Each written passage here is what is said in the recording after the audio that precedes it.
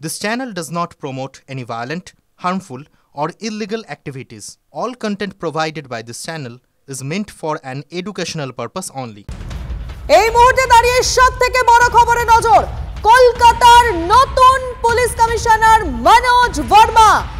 এই মুহূর্তে দাঁড়িয়ে সবথেকে বড় খবর, কলকাতার নতুন পুলিশ কমিশনার মনোজ ভার্মা। গতকালই আমরা মুখ্যমন্ত্রীকে বলতে শুনেছি প্রেস কনফারেন্স করে বিনীত গোয়েলকে সরানো হলো এবং এরপরেই পুলিশ কমিশনার হচ্ছেন মনোজ ভার্মা। মাস্কট স্পিন কন্ট্রোল ল্যাবের পরীক্ষায় এটি প্রমাণিত। কেয়াসেট আলোপেক্স পেন্টা অ্যাক্টিভ নতুন চুল গজাতে সাহায্য করে, চুল পড়া বন্ধ করে। কেয়াসেট আলোপেক্স পেন্টা অ্যাক্টিভ 10 হেয়ার ফল প্রবলেমের একমাত্র সলিউশন।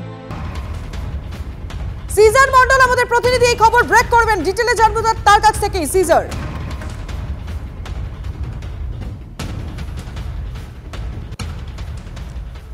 দেখো, একদমই মনোজ ভার্মা বর্তমানে যিনি এডিজি ল অ্যান্ড অর্ডার অর্থাৎ এডিজি আইন শৃঙ্খলা পদে রয়েছেন, তাকেই মুখ্যমন্ত্রী মনোনয়ন করেছেন পরবর্তী পুলিশ কমিশনার হিসেবে। এই মনোজ ভার্মা 1998 ব্যাচের আইপিএস অফিসার। তিনি উত্তর 24 পরগনা যখন অবিভক্ত ছিল সেই সময় ব্যারাকপুর ইন্ডাস্ট্রিয়াল এলাকার অতিরিক্ত পুলিশ সুপার পদে ছিলেন।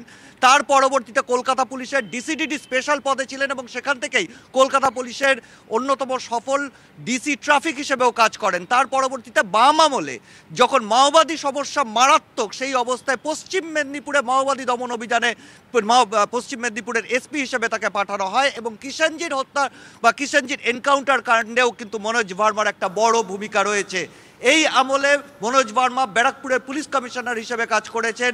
তারপরে তিনি এই মুহূর্তে এডিজি ল অ্যান্ড অর্ডার হিসেবে কাজ করছেন এবং এই মুহূর্তে রাজ্য পুলিশের অন্যতম ক্লিন ফেস হিসেবে পরিচিত মনোজ ভার্মা। এবং এই মুহূর্তে কলকাতা পুলিশের যে ফেস লসের যে অভিযোগটা উঠছে, নিচুতলা থেকে শুরু করে বিভিন্ন অংশের পুলিশ কর্মীরা যেটা বলছেন যে তাদের সার্বিকভাবে কোথাও একটা সামাজিক ভাবে তারা কোথাও আঘাত পাচ্ছেন, সেই জায়গায় এই ধরনের লিডারশিপই কলকাতা পুলিশকে নতুন উচ্চতায় নিয়ে যেতে পারবে, এমনটাই কিন্তু আইপিএস মহলের দাবি। এবং সেই প্রসঙ্গে তোমাকে বলি যে মুখ্যমন্ত্রী যে মুহূর্তে বিনীত গোয়েলকে অপসারণ বা তার বদলির সিদ্ধান্ত নেন, তারপরে যে নামগুলো উঠে আসছিল সেই নামগুলোর মধ্যে জাভেদ শামীম থেকে শুরু করে সুপ্রতিম সরকার, এই দুজনের নামও খুব জোরালোভাবে উঠে এসছে। কারণ জাভেদ শামীম এমন একজন আইপিএস অফিসার, এডিজি পদমর্যাদার, যিনি কলকাতা পুলিশে সফলভাবে দীর্ঘদিন সার্ভ করেছেন।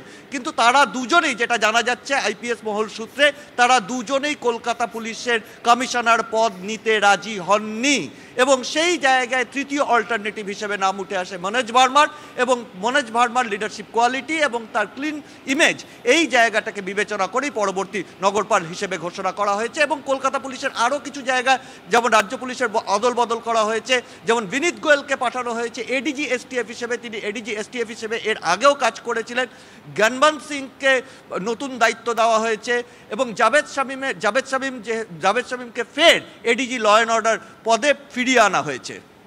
গতকালই আমরা সিজার মুখ্যমন্ত্রীকে বলতে শুনেছিলাম যে পুলিশে একটা রদবদল হতে চলেছে। অবশ্যই প্রত্যেকের নজর ছিল পুলিশ কমিশনার কে হবেন এবং এই মুহূর্তে দাঁড়িয়ে যে খবর, সব থেকে বড় খবর, প্রথম টিভি9 বাংলা ব্রেক করলো, অর্থাৎ মনোজ শর্মা এই মুহূর্তে দাঁড়িয়ে কলকাতা পুলিশের নতুন ডিসি নাম ঠিক হয়ে গেল এবং ডিসি নর্থের দায়িত্বে দীপক সরকারও এই মুহূর্তে দাঁড়িয়ে। আরো একটা খবর আমরা আপনাদেরকে জানিয়ে রাখবো, সিজার মন্ডলের সঙ্গে আরো একবার আমি কথা বলতে চাইবো। সিজার, এই মুহূর্তে দাঁড়িয়ে তুমি যেটা বলছিলে যে নামগুলো সকাল থেকে আমরা আলোচনা করছিলাম, তার মধ্যে সুপ্রতিম সরকার ছিলেন, তারা বললেন যে না, তারা চান না সরকারকে এমন একটা সিদ্ধান্ত নিতে হতো এই মুহূর্তে দাঁড়িয়ে যে এমন একজন সিপি, যেক্ষেত্রে চিকিৎসকদের তরফ থেকেও কিন্তু একটা রিয়াকশন তাদের আসবে এবং সবাই বেশি কিছু হবে না। কারণ মনোজ শর্মাকে নিয়ে তুমি যে কথাটা বলছিলে, একদম ক্লিন ইমেজ রয়েছে, কারণ মনোজ ভার্মার একদম একটা ক্লিন ইমেজ রয়েছে, সেটা কি খুব গুরুত্বপূর্ণ একটা পয়েন্ট হতে পারে?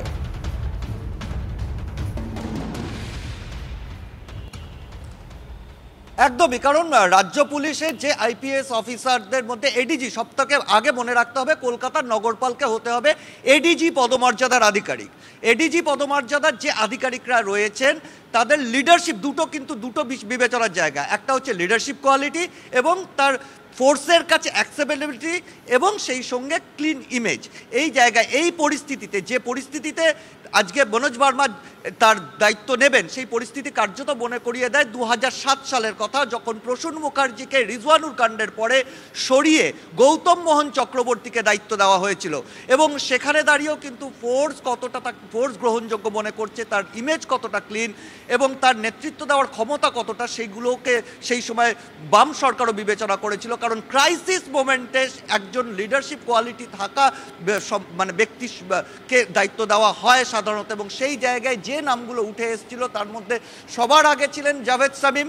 কারণ দীর্ঘদিন তিনি অত্যন্ত সফলতার সঙ্গে কলকাতা পুলিশের নানা পদে কাজ করে এসেছেন, অন্যতম সফল ডিসিডিডি, তিনি ট্রাফিকেও কাজ করেছেন দীর্ঘদিন, তার পাশাপাশি কলকাতা পুলিশের শীর্ষ পদগুলোতেও কাজ করেছেন। কিন্তু কোথাও আমরা যেটা জানতে পাচ্ছি, এরা দুজনই, সুপ্রতিম সরকার এবং জাভেদ শামীম, এরা দুজনই কিন্তু এই দায়িত্ব নিতে চাননি এই মুহূর্তে। এবং সেই জায়গায় থার্ড অল্টারনেটিভ হিসেবে মনোজ ভার্মার নাম উঠে আসে। এবং সেই প্রসঙ্গে তোমাকে বলি যে ডিসি নর্থ যে দীপক সরকারকে করা হলো, দীপক সরকারও কিন্তু বাম আমলে এসডিপিও খড়গপুর হিসেবে কাজ করেছেন, মাওবাদী দমন অভিযানে সেই সময় ছিলেন, পরবর্তীতে নদিয়াতে কাজ করেছেন অ্যাডিশনাল এসপি হিসেবে, বীরভূমে তিনি ছিলেন অ্যাডিশনাল এসপি হিসেবে। এবং সেই দীপক সরকার এসপিএস ক্যাডার হলো, অর্থাৎ তিনি মানে পদোন্নতিতে আইপিএস হয়েছেন, এসপিএস ক্যাডার হলেও তার যে কেরিয়ার রেকর্ড সেটাও কোথাও মনে করা হচ্ছে এই পরিস্থিতিতে যে সংকটজনক পরিস্থিতি রয়েছে গোটা কলকাতা পুলিশে, সেখানে সেটা সামাল দেওয়ার জন্য তার অভিজ্ঞতা অনেক বেশি কাজে লাগবে। নিঃসন্দেহে এই মুহূর্তে দাঁড়িয়ে যে চেঞ্জেস গুলো হলো সেই খবর ব্রেক করছে টিভি9 বাংলা। সিজার, তুমি প্লিজ সঙ্গে থাকো।